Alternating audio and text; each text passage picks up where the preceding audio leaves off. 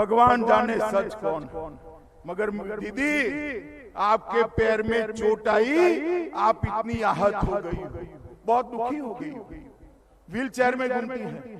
मगर मैं उनको पूछना चाहता हूं, मेरे 130 कार्यकर्ता जिनकी जान आपकी राजनीतिक हिंसा ने ली है, उनकी माताओं का दर्द आप जानती है?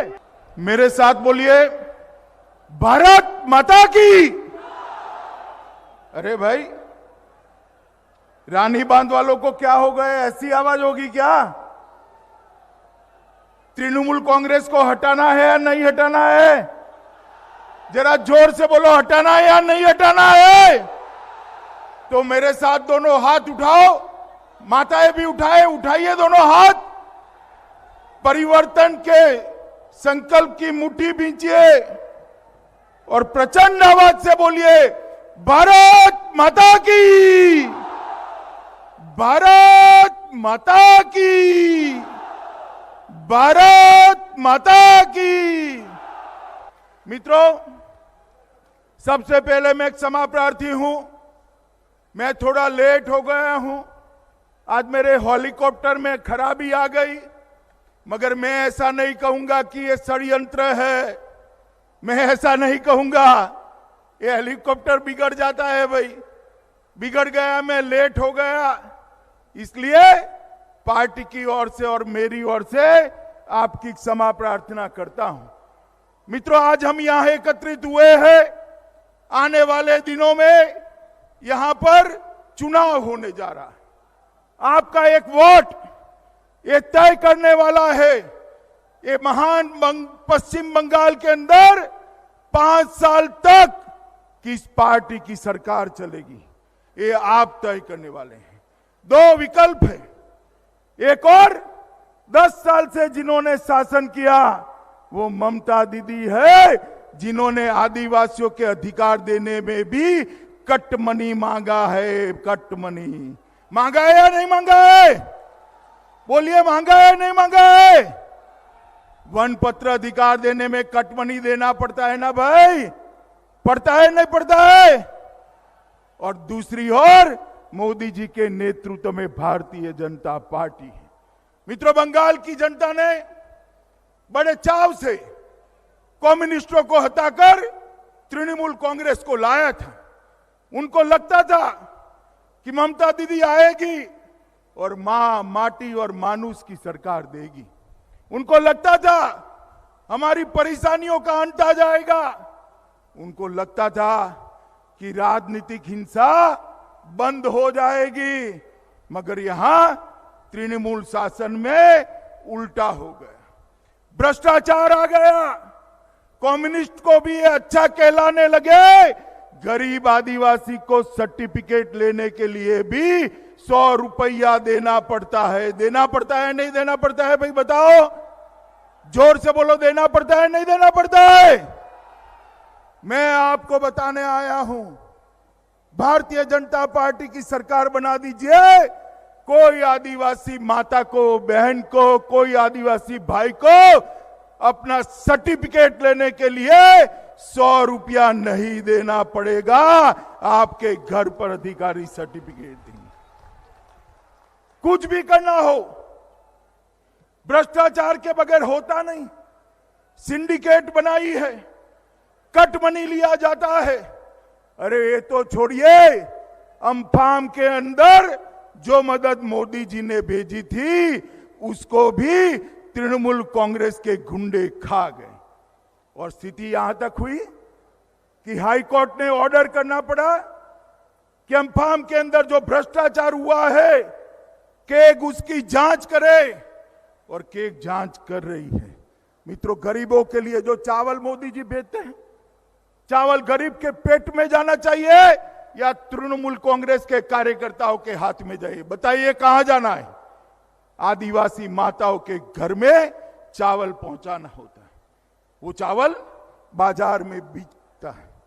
टोल मनी हर जगह, चाहे कोयला हो टोल मनी, चाहे बंदर हो, पोर्ट हो टोल मनी, आदिवासियों की वन उपज खरीदनी हो टोल मनी, ये टोल मनी का जो शासन है उसको बंगाल की जनता को बदलना पड़ेगा। और मित्रों, मैं बड़े दर्द के साथ आज आपको एक बात कहना चाहता हूं।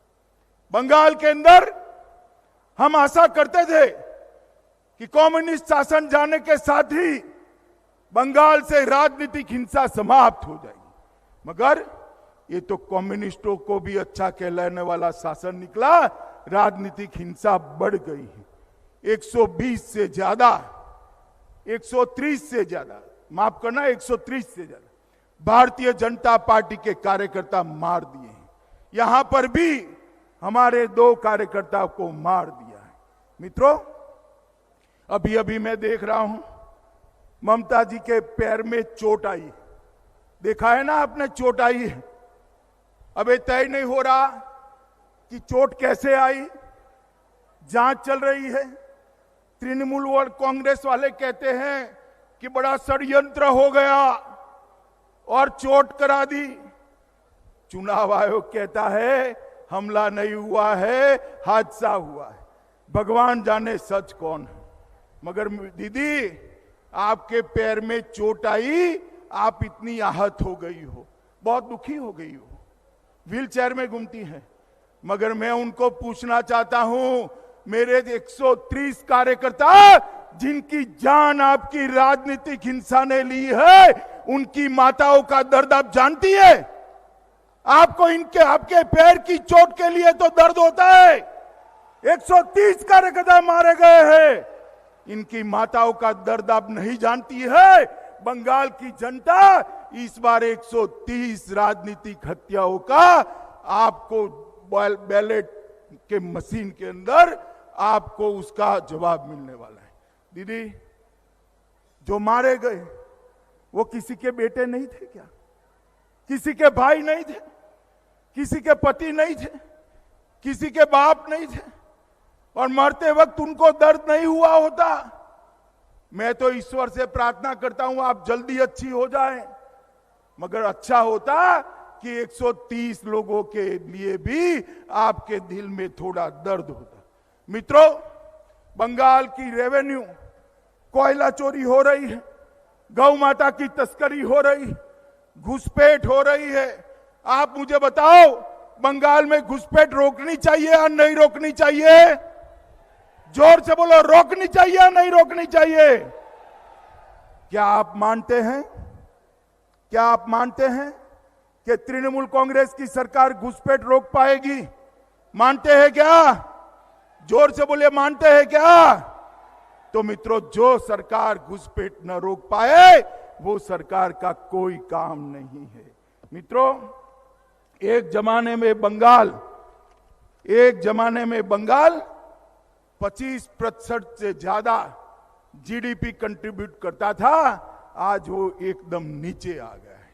ये बंगाल को मोदी जी ने वादा किया है ब्रिगेड मैदान पर कि हम बंगाल को सोनार बांग्ला बनाएंगे, हमारे आदिवासी भाइयों बहनों को अन्य राज्यों की तरह विकसित घरों में रहने का मौका देंगे। मित्रों, ये भूमि जो है, आज जिस महान भूमि पर मैं आया हूं, वो भूमि बिरसा मुंडा की भूमि, स्वतंत्र सेनानी चुनाराम और गोविंद महतो की भूमि, संथाली कवि शारदा प्रसाद किस्कू की भूमि है, और अतुल चंद्र घोष हमारे स्वतंत्र सेनानी की भूमि है। महान संथाली लेखक पंडित रघुनाथ मुर्मू की भूमि है। और इस भूमि पर आज हमने तय करना है कि जो सरकार तुष्टीकरण करती है वो सरकार नहीं चाहिए। मित्रों, बंगाल के अंदर ममता जी के शासन में दुर्गा पूजा करनी है, मूर्ति का विसर्जन करना है तो कोर्ट में जाना पड़ता है। माताओं बताओ, ये ठीक है क्या? बहनें बताइए, ठीक है क्या?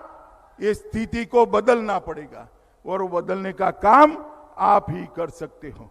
मित्रों, आदिवासियों के वन भूमि पर अधिकार जो है वो मोदी जी देना चाहते हैं।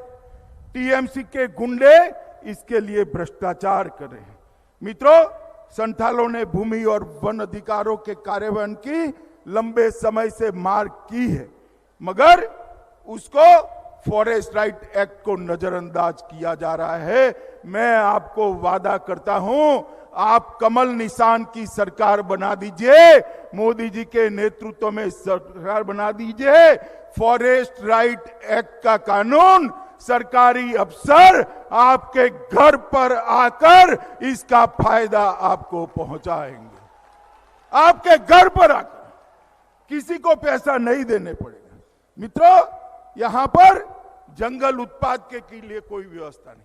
मोदी जी ने 49 से ज्यादा जंगल उत्पादों को निश्चित दाम से, एमएसपी के माध्यम से खरीदने की व्यवस्था करी है, मगर ये बंगाल सरकार जंगल उत्पादों को खरीदती नहीं है। हम हमारे घोषणा पत्र में लेकर आने वाले हैं कि भारतीय जनता पार्टी की जो सरकार बनेगी वो 49 जंगल उत्पादों को आदिवासी माताओं के पास से, आदिवासी भाइयों के पास से एमएसपी पर खरीदने की व्यवस्था करेगी, जो आपके घर में संपत्ति और धन पहुंचाएगा। मित्रों, यहां पर बांकुरा में लंबित द्वारकेश्वर और गंधेश्वरी सिंचाई परियोजना है।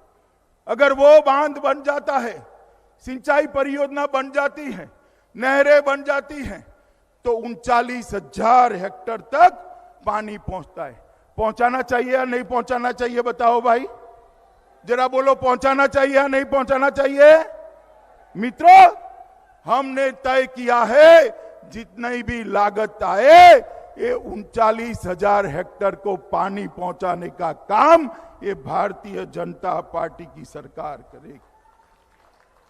ये जंगल महल क्षेत्र में माताएं अपने बेटे को फोन करती हैं, आदिवासी महिलाएं अपने पति को फोन करती है, तो फोन कट जाता है ना आपका, बताइए, कट जाता है नहीं कट जाता है? आप चिंता मत करिए, भाजपा की सरकार ला दीजिए, यहां टावरों का जाला बिछाकर हर आदिवासी घर में कनेक्टिविटी पहुंच जाए, इसकी चिंता भारतीय जनता पार्टी की सरकार करेगी। मित्रों, बांकुरा जिले में पीने के पानी की कमी है। हमने तय किया है कि सरकार बनने के बाद पीने के पानी की सबसे पहली योजना बांकुरा और झारग्राम के जंगल महाल के आदिवासी क्षेत्र के लिए की जाएगी, और हर घर के अंदर नल से शुद्ध पीने का पानी ये भारतीय जनता पार्टी की सरकार पहुंचाएगी। मित्रों, जल शक्ति मंत्रालय ने बंगाल के लिए 993 करोड़ रुपया भेजा है, मगर अभी टेंडर नहीं निकलते हैं, क्योंकि कौन कट मनी देगा वो तय नहीं हो पा रहा है। 993 करोड़ में से सिर्फ 121 करोड़ रुपया खर्च करा है। मित्रों, आप चिंता मत करिए, ये सरकार आते ही भाजपा की, हम आपके घर में शुद्ध पीने का पानी पहुंचाएंगे। मित्रों, मोदी जी ये आदिवासी किसानों के लिए और हर किसान के खाते में साल का 6,000 रुपया भेजते हैं। आपको मिलना चाहिए या नहीं मिलना चाहिए, बताइए जरा, माताएं बताए, 6,000 रुपया मिलना चाहिए या नहीं मिलना चाहिए? 3 साल हो गए, ममता दी आपको पैसा नहीं मिलने देती है। मैं आपको बताता हूं, भारतीय जनता पार्टी की सरकार बनने के बाद ये 3 साल से जो पैसा नहीं मिला है, 16,000 रुपया, और नए 2,000 जो देना है वो 18,000 रुपया हर आदिवासी के अकाउंट में दिल्ली से मोदी जी सीधा ट्रांसफर कर देंगे। मुझे मालूम नहीं है उनके पेट में क्या दुखता है। यहां इतने सारे आदिवासी भाई बैठे हैं, भाई 5 लाख तक की स्वास्थ्य योजना बनाई है, 5 लाख तक की। घर में कोई भी बीमार पड़ जाए, मोदी जी इसका इलाज कराते हैं। आप लोगों को ये योजना मिलनी चाहिए या नहीं मिलनी चाहिए, बताओ जरा, जोर से बोलो, मिलनी चाहिए या नहीं मिलनी चाहिए? ममता जी नहीं पहुंचने देती। हमने तय किया है कि भाजपा सरकार की पहली कैबिनेट में प्रधानमंत्री आयुष्मान भारत योजना को लागू कर बंगाल के हर गरीब को 5 लाख तक का स्वास्थ्य का सीधा फायदा पहुंचाने का काम ये भारतीय जनता पार्टी की सरकार। मित्रों, हमने 115 से ज्यादा योजनाएं बनाई है, मगर ये ममता दीदी पहुंचती नहीं है। और हमने बांकुड़ा के अंदर दक्षिण पूर्वी रेलवे में 41 किलोमीटर लंबे बांकुड़ा सोनामुखी और 27 किलोमीटर सोनामुखी से मसाग्राम तक का इलेक्ट्रिसिटी करने का काम कर दिया है। बांकुड़ा मसाग्राम की रेलवे लाइन, उसका भी विद्युतीकरण कर दिया है। मित्रों, ये अटल जी जब थे हमारे, तब उन्होंने ही अलग आदिवासी कल्याण मंत्रालय बनाया, और मोदी जी के आने के बाद मोदी जी ने सबसे बड़ा काम किया, डिस्ट्रिक्ट मिनरल फंड की रचना की। मगर यहां डिस्ट्रिक्ट मिनरल फंड जो है वो कट मनी की भेंट चढ़ जाता है। डिस्ट्रिक्ट मिनरल फंड, यहां से जो खनिज निकलता है उसमें से एक हिस्सा मेरे आदिवासी भाइयों के विकास के लिए खर्च करना है। देश भर में 35,000 करोड़ से ज्यादा रुपया खर्च करा गया। मैं पूछना चाहता हूं ममता दीदी को, क्या दोष है मेरे बंगाल के आदिवासियों का?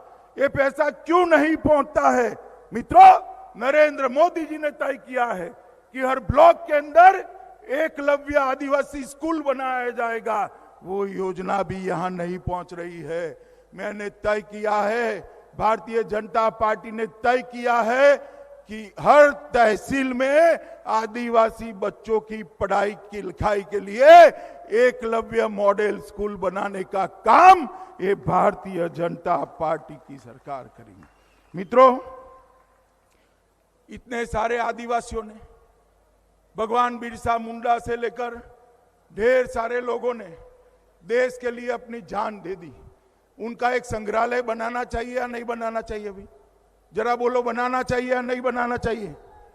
भारतीय जनता पार्टी ने तय किया है कि सरकार बनते ही झारग्राम में एक बड़ा संग्रहालय हम बनाएंगे और इसको आदिवासी स्मृति संग्रहालय नाम रखा जाएगा। मित्रों, वन धन प्रशिक्षण, आदिवासी युवाओं के स्किल के लिए भी हम हमारे मैनिफेस्टो में एक बहुत बड़ी योजना लेकर आने वाले हैं। मित्रों, आज मैं यहां आया हूं, सरकारी कर्मचारी अधिकारियों का अधिकार है 7वां वेतन आयोग, मगर ये बंगाल सरकार 7वां वेतन आयोग नहीं देती है। हमने तय किया है कि सभी सरकारी अधिकारियों को 7वां वेतनमान देने का काम ये भारतीय जनता पार्टी की सरकार। शिक्षकों की तनख्वाह भी बहुत कम है। हमने तय किया है कि सरकार बनने के साथ ही एक कमीशन बनाकर तुरंत ही शिक्षकों की तनख्वाह तय करने का काम भारतीय जनता पार्टी की सरकार करेगी। मित्रों, मैंने जैसे पहले बताया, द्वारकेश गंधेश्वरी सिंचाई परियोजना के लिए हम 3,000 करोड़ की योजना लाएंगे, जिससे 39,000 हेक्टर भूमि सिंचित होगी। रानीबंध में जीर्णोद्धार के लिए, मंदिरों के जीर्णोद्धार के लिए 250 करोड़ रुपया सभी आदिवासी धर्मस्थानों के विस्तार के लिए हम देने वाले हैं। रेलवे विकास में बांकुड़ा मौसाग्राम मुकुटपणी रेलवे लाइन, उसको हम पूरा करेंगे। विष्णुपुर तास्केश्वर रेलवे लाइन को भी आगे ले जाएंगे। मित्रों, मोदी जी ने 60 करोड़ गरीबों के लिए, दलितों के लिए, आदिवासियों के लिए, ओबीसी के लिए ढेर सारी योजनाएं लाए। हर घर में शौचालय पहुंचाया, हर एक को घर देने वाले, हर एक को पीने का पानी पहुंचाने वाले, हर एक के घर में बिजली पहुंचाई है। परंतु ममता दीदी का शासन इसको आगे नहीं बढ़ाता है।